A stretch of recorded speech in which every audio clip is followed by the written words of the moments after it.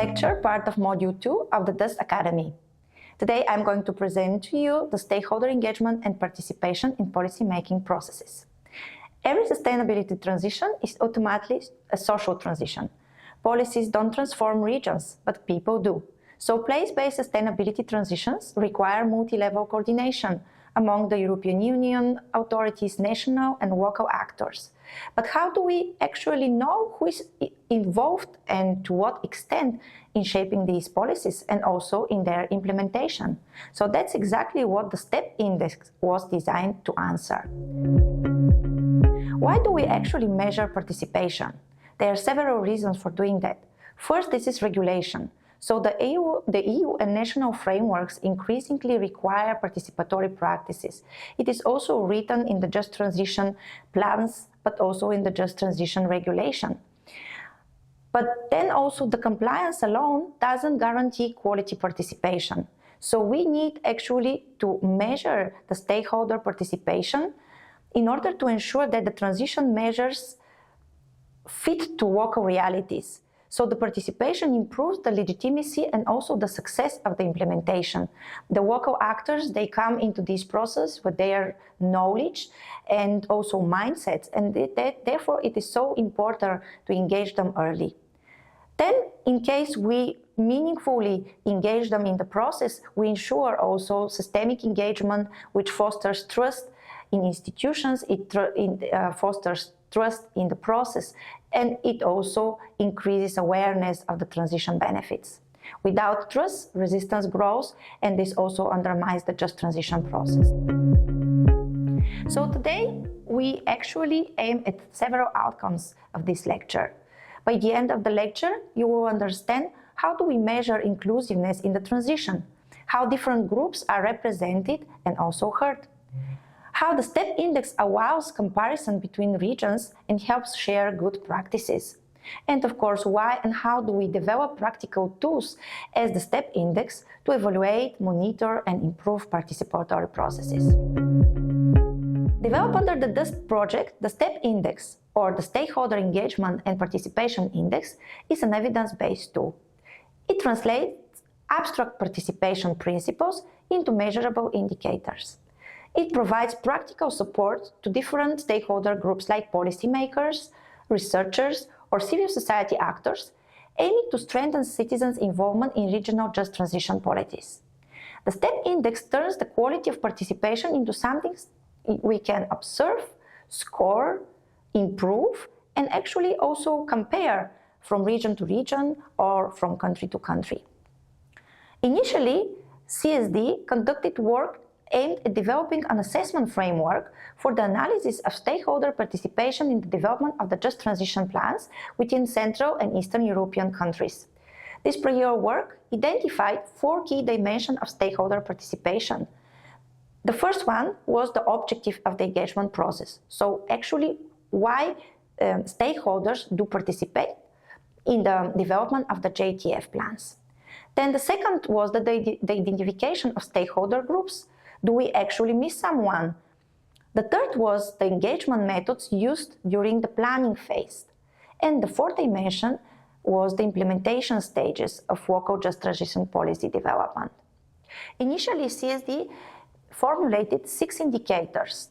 Afterwards, CSD published also 2 reports, one in 2021 and another in 2022, in which the methodological guidelines were provided for defining these 4 dimensions and for measuring the associated indicators.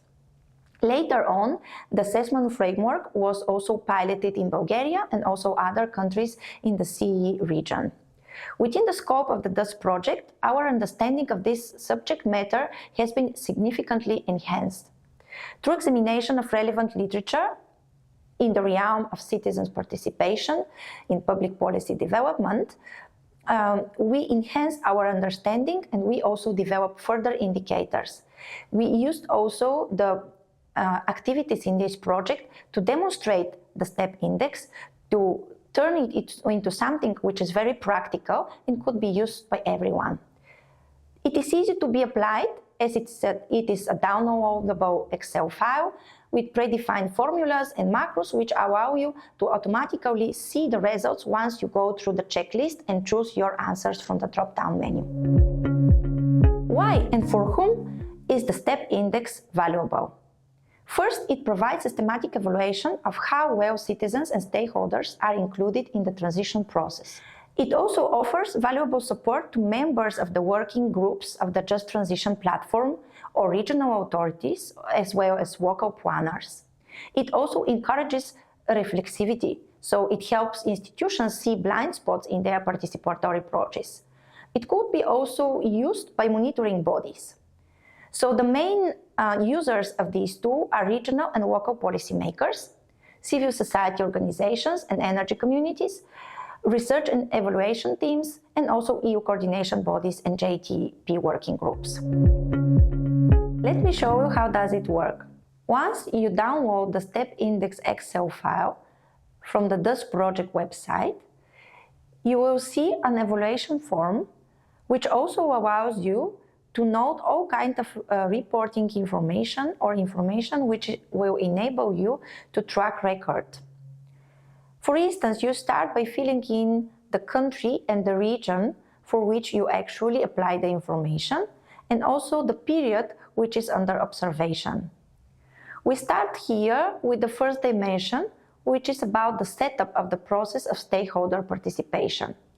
On the left side, you will see all the criteria.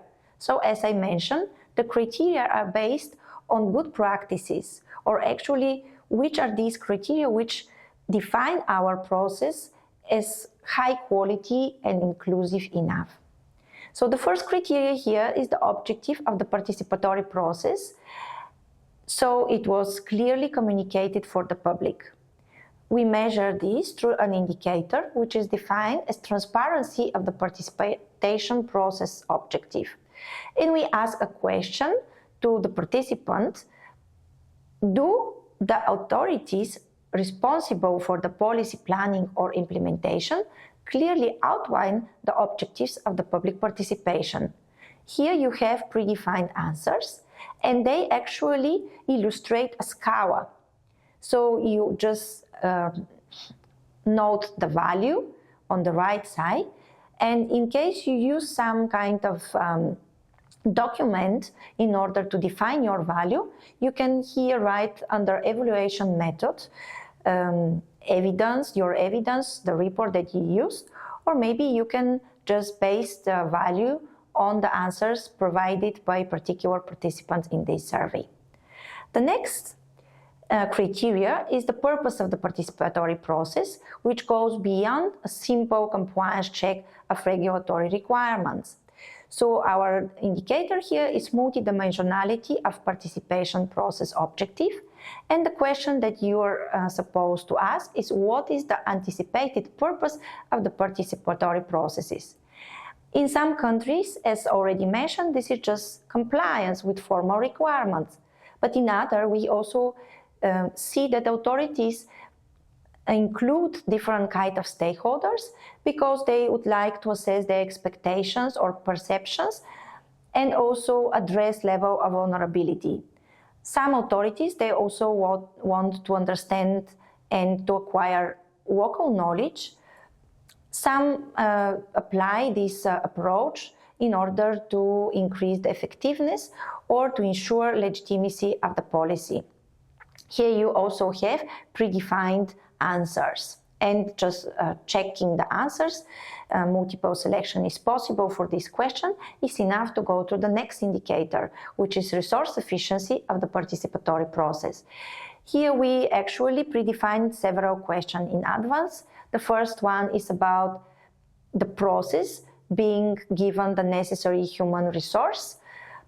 And the second or the next question is also apart from the human resources, whether this process has been also given all additional economic resources. The next indicator is about existence of a written document that actually clearly identifies the planners and their roles. The next indicator is about level of governance responsibility in front of the local community. Here again, you have predefined answers. For instance, local community or self-organization, which actually is valued higher in the next section. Or, for instance, local authority being responsible or accountable for the governing of the process, then regional authorities, national authorities, or external consultant. In the case of external consultant, as you see, we have actually the lowest level in terms of evaluation of these indicators. Then we proceed with the second dimension, which is about inclusiveness. Or here we actually try to see what is the composition of the stakeholder groups and whether all type of stakeholders group defined as relevant were invited to take part in this process. The indicator which we're going to measure is opportunity for remote participation. Here we're interested whether the public authorities provide some basic opportunities for remote participation through digital or online spaces, which also ensures that all type of stakeholder groups, even the ones who are physically not able to participate, had the opportunity to observe this process.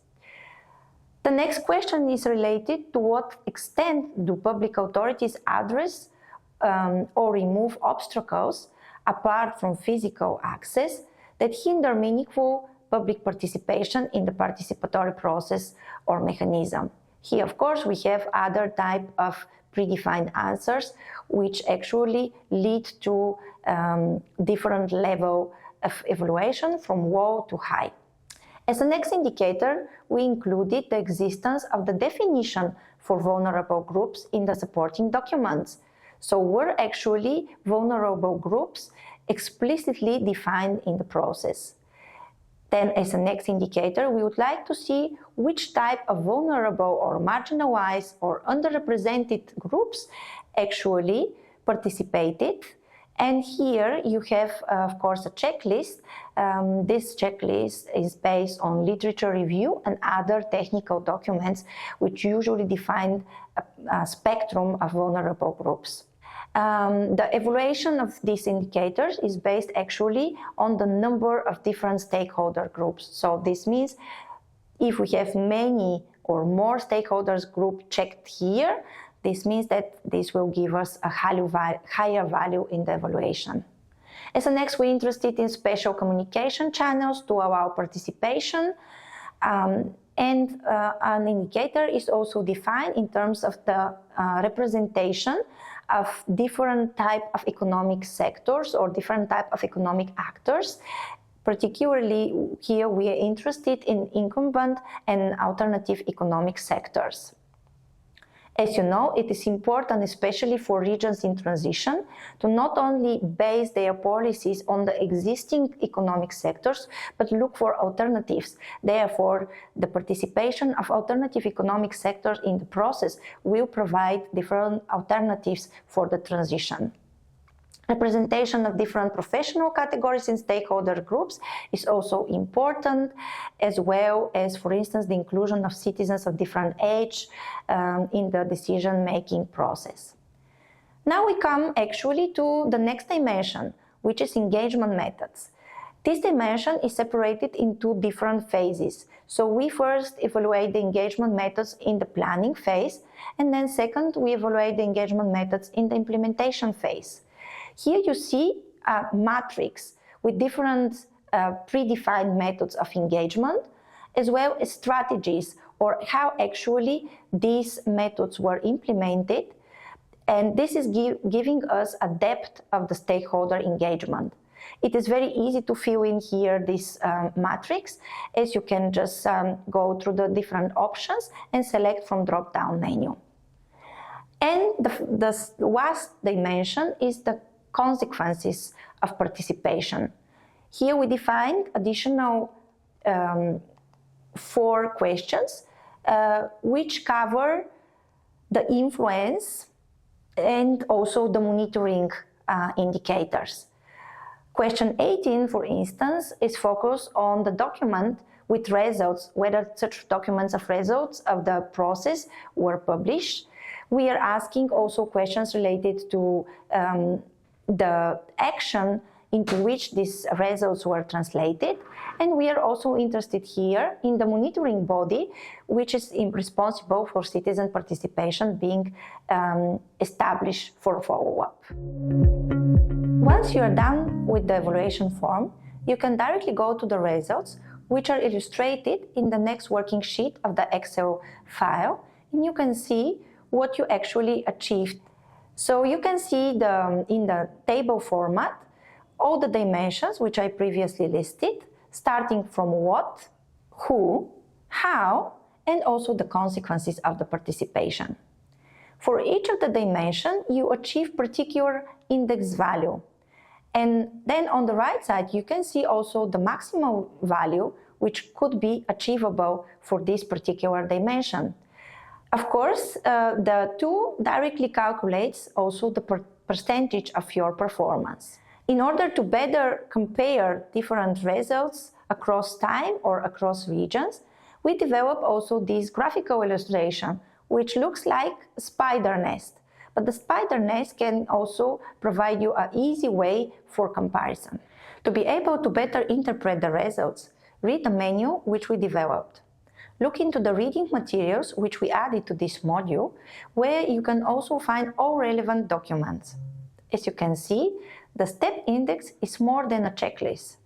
It is a warning and also a reflection tool for making the transitions fairer and more democratic. It connects evaluation with improvement and supports shared learning across Europe. Thank you for watching.